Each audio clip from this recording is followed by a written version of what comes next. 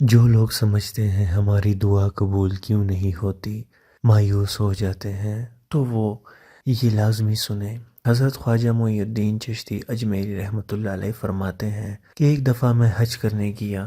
وہاں مینا، عرفات اور مزدلفہ میں نے ایک شخص کو دیکھا جو بلند آواز کے ساتھ بار بار پکار رہا تھا، لبیک لبیک لبیک، اور غیب سے آواز آتی، لا لبیک لا لبیک لا لبیک۔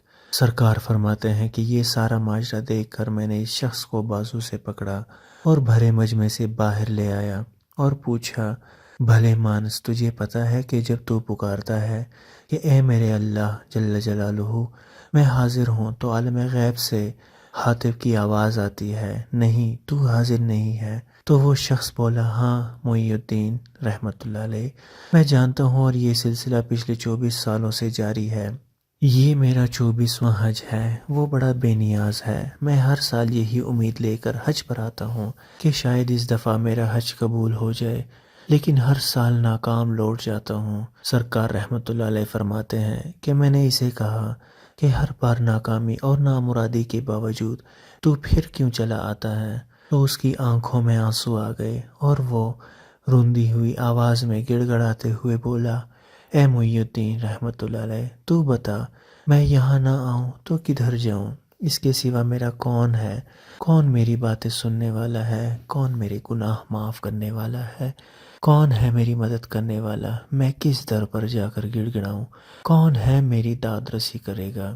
کون میرا خالی دامن بھرے گا، مجھے بیماری میں شفا دے گا اور مجھے میری گناہوں کی پردہ داری کرے گا؟ معین الدین رحمۃ اللہ علیہ، مجھے بتا، اگر کوئی دوسرا رب ہے تو بتا، میں اس کے پاس چلا جاتا ہوں۔ مجھے بتا معین الدین، اس کے علاوہ اگر کوئی در ہے تو میں وہاں جاؤں، روؤں اور گڑ گڑاؤں۔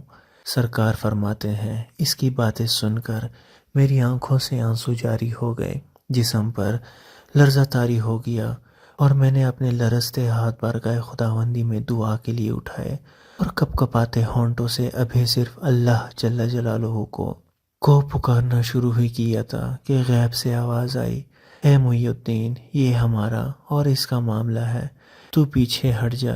تم نہیں جانتے کہ مجھے اس کا اس طرح گڑ گڑا کر لبیک لبیک لبیک کہنا کتنا پسند ہے۔ اگر میں اس کے لبیک کے جواب میں آج ہی لبیک کہہ دوں اور اسے یہ یقین ہو جائے کہ اس کا حج قبول ہو گیا ہے، تو وہ آئندہ حج کرنے نہیں آئے گا، اور یہ سمجھتا ہے کہ اس کا حج قبول نہیں ہو رہا، تو اسے بتاؤ کہ پچھلے 23 سالوں سے جتنے بھی لوگوں کے حج قبول ہوئے ہیں، وہ سب اس کی لبیک لبیک لبیک کی بدولت ہی قبول ہوئے ہیں۔ اللہ اکبر۔